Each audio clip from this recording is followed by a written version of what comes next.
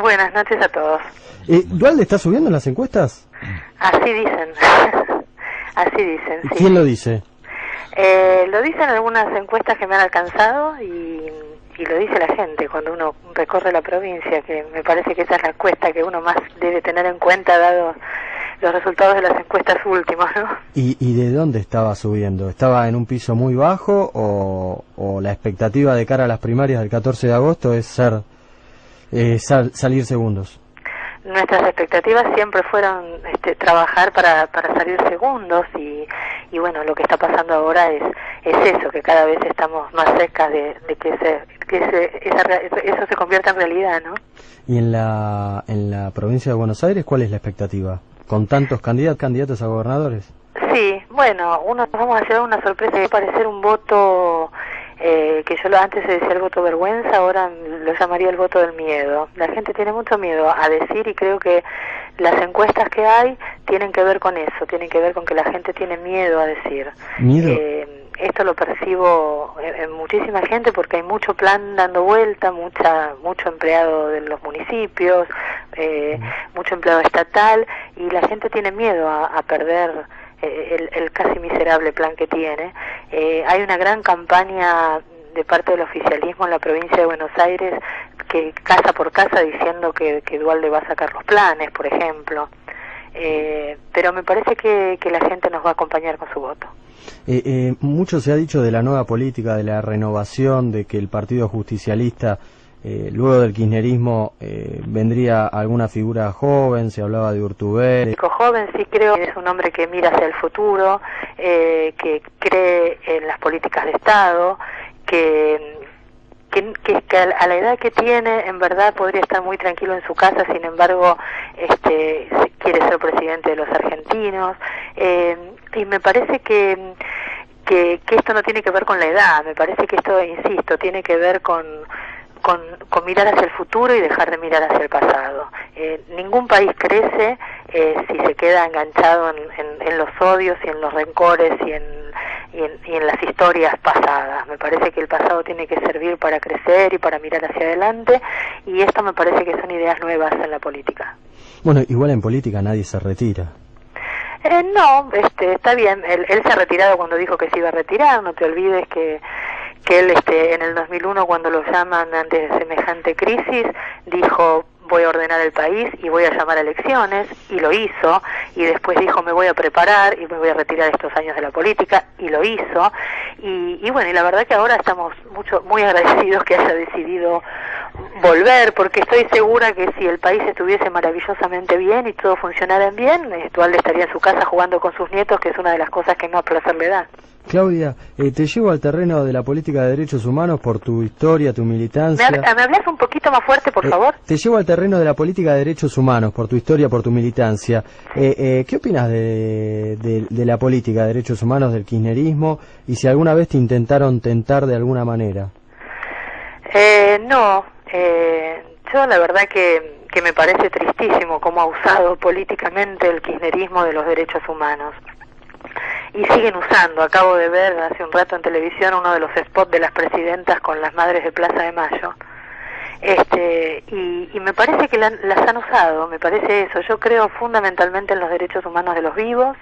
Creo que la trágica historia que vivió la Argentina se tiene que resolver en la justicia y lo antes posible. Que aquellos que asesinaron, del lado que sea, tienen que pagar su culpa, y la justicia debe determinar quiénes son culpables y quiénes no lo son. Y me parece que aquellos que gobernamos, lo que tenemos que hacer es pelear por los derechos humanos de los que están vivos y poner todos los recursos que sean necesarios para poder cerrar esta historia y que cada uno pague lo que tenga que pagar. ¿Alguna vez te contestó Aníbal Fernández? Aníbal Fernández, allá por el 2009, tuvo un exabrupto, eso de los que los caracterizan. 2009, sí, 2009, me contestó algo con respecto a mi padre. El libro de Operación Traviata de Seferino Reato. Exactamente, cuando salió el libro, sí, además cuando yo era candidata a primera diputada. Y bueno, y contestó como siempre contesta él, digamos, desde esa chatura que lo caracteriza. Pero lo que hice fue contestarle lo que pensaba y di por cerrado el tema, ¿no? Volviendo a Dualde, cuando digamos, estuvo en la presidencia de la Nación en esos años tan difíciles de crisis, si bien obviamente agarró el país en un momento crítico, pero ¿qué crítica le podés hacer a ese momento histórico que él agarró, digamos? ¿Qué errores se pueden destacar de esa etapa? ¿Me hablas de la etapa de Duhalde, sí. De Duhalde cuando fue en los últimos 2 años que fue presidente de la Nación? Sí, después de la crisis, sí. Yo creo que él lo que hizo fue tratar de ordenar el país. El país estaba de verdad en un caos terrible. O sea, yo recuerdo ahora las tomas de los supermercados, la gente armada en los techos de sus casas, el descrimiento hacia los políticos. ¿Te acordás que no podían ni ir a comer? Porque la gente los echaba o intentaba pegarles, había un grado de descontrol en la Argentina terrible, y él asumió en ese momento que lo que iba a hacer era ordenarlo y entregar un país ordenado, y dejó un país no solo ordenado, sino además con el 6% de crecimiento. Ese fue el país que le entregó a Néstor Kirchner. Y Néstor Kirchner incluso siguió trabajando con parte de su gabinete. Entonces me parece que él hizo todo lo que tuvo que hacer, pacificó el país de alguna manera. ¿Pero fue el momento de Costecchi y Santillán? El momento de Costecchi y Santillán, para mi modo de ver, Duhalde no tuvo nada que ver. Estos eran los focos de agresivos que había y el grado de locura que estaba ocurriendo en la Argentina por falta de Estado. No había un Estado presente, y en verdad, si no me equivoco, la policía en ese momento estaba en manos de Aníbal Fernández, ¿no? El mismo ministro que luego fue ministro de Kirchner.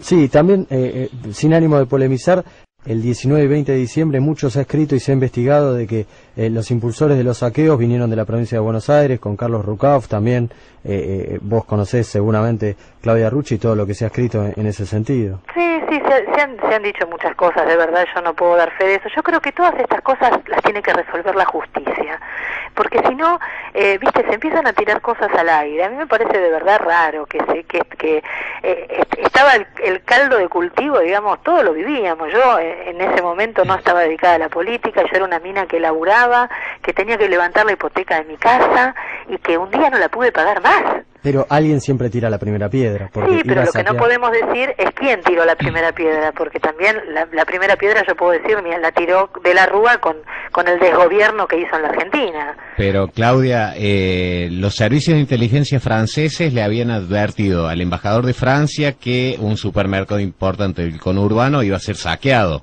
Ajá. Y bueno, está bien, la justicia tiene que actuar en eso. Digo, no digo que esté bien el hecho, digo, esas cosas son las que tiene que resolver la justicia. Bien, y hablando de justicia, te quiero hacer una pregunta muy puntual. Estuviste en Comodoro Pi cuando se pidió la libertad de Jerónimo Momo Venegas. Sí. ¿Por qué esa reacción, digamos? ¿Por qué estuve? Sí, exigiéndole al juez, lárguelo ya, cuando a ningún detenido, digamos, le pasa eso, digamos. No, nosotros lo que pedíamos era no que lo largue ya. Lo que pedíamos primero es que no lo tuviera 48 horas esperando para tomarle declaración. Pero eso es lo normal para cualquier detenido, digamos. No, vos sabés que no, porque en realidad primero se cita declaración, como se ha hecho con todos los demás, y después que se toma la declaración se decide si lo tiene que dejar preso o si no lo tiene que dejar preso. En realidad lo que hizo el juez Ollarvide fue actuar exactamente al revés de cómo debe actuar. Lo que hizo fue primero sacarlo esposado delante de todo el mundo, delante de toda la gente, delante en el gremio, con fotógrafos esperando en la puerta como si fuese un delincuente común, y después dijo, le voy a tomar declaración dentro de 48 horas, cuando en realidad además en la causa eran 3 temas que yo ahora de verdad no los tengo presentes exactamente. No había nada. El 14 de diciembre habían hecho un gran allanamiento en la UATRE y habían informado que no había nada incorrecto. Entonces de verdad me parecía que era una jugada política que tenía que ver con otra cosa, porque si no Jaime debiera estar preso. Claudia, ¿no? En ese sentido, si hablabas de la justicia, ¿hay justicia en la Argentina?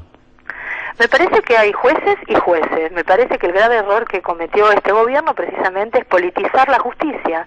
Y entonces pasan esta cosa donde vos ves personas que pertenecen al gobierno de turno con grandes causas abiertas. Bueno, el matrimonio Kirchner, digamos, no nos engañemos más, se ha enriquecido en este país de una manera Roberti, que no se... Jaime, Pero bueno, sí, estás nombrando muchos.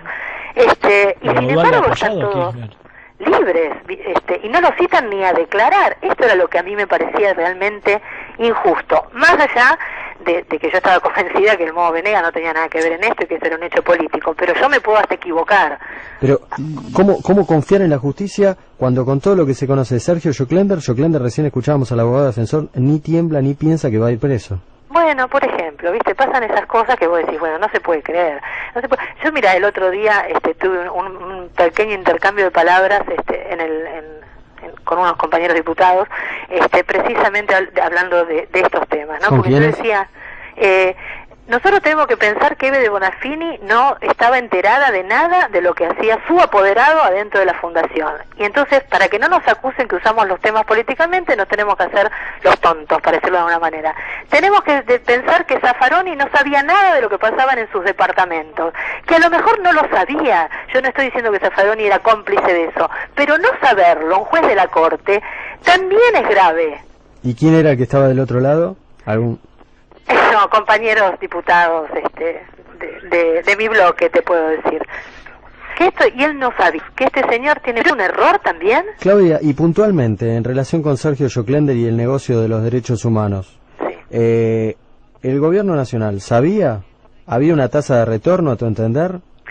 Mira, eso lo tendrá que determinar la justicia, de verdad yo no voy a decir que había, pero que el gobierno estaba dándole plata a una persona física para que resolviera el problema de las obras públicas de las viviendas en Argentina, no me cabe duda. Eso decidieron hacer.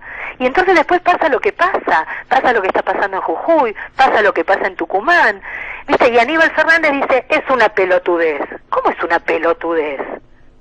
La pelotudez en todo caso es elegir a un señor Joclender y darle plata del Estado, de todos nosotros, para que se enriquezca ilícitamente. A ver, igual está fuera Joclender y la estructura sigue funcionando, igual están los mismos matones, No, y no solo eso, no solo que la estructura sigue funcionando, lo cual me parece aberrante, sino que hay trabajadores que levantaron esas casas y que no les pagan.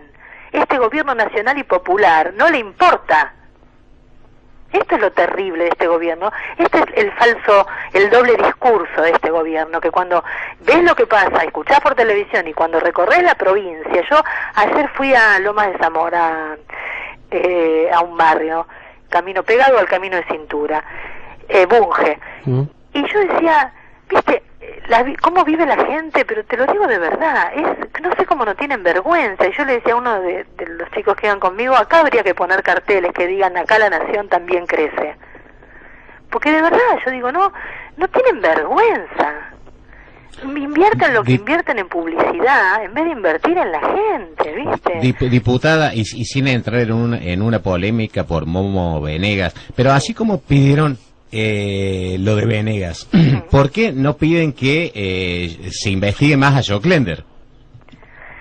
Sí, en realidad me parece que... O sea, ¿por qué para unos sí, otros no? Digamos, no quiero polemizar en esto, pero... No, pero en realidad, a ver, desde el Congreso hay un montón de pedidos que duermen en los cajones de la Comisión de Juicio Político y demás, pidiendo que se acelere el tema de Joclender, pero la verdad es que el Congreso está parado, chicos. Esta es la verdad. Y la verdad es que en el Congreso, ¿sabes por qué está parado? Porque no se trata nada que no quiera el gobierno que se trate. Y tribunales también.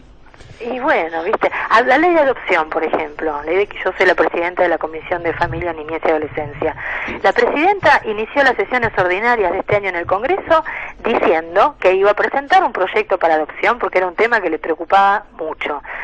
Yo soy diputada nacional del 2009 y desde el 2009 que estoy pidiendo que se trate la ley de adopción. Tengo un proyecto propio, hay 9 proyectos más presentados. ¿Sabés por qué yo lo tengo en asesores trabajando hace 3 meses? ¿Sabés por qué no puedo avanzar? ¿Por qué? Porque la presidenta no presentó el proyecto de adopción que dijo que iba a presentar. Porque en realidad no le interesa presentarlo, fue un hecho político nada más. Entonces, así no se puede vivir, no se puede trabajar, no se puede avanzar para resolver los problemas de la gente, que en definitiva para eso estamos, para eso nos pagan, para eso está la presidenta y para eso estoy yo en el Congreso, para resolverle los problemas a la gente. Claudia Rucci, nos reencontramos en otra nota luego de las elecciones. Dale, muchísimas gracias. Gracias.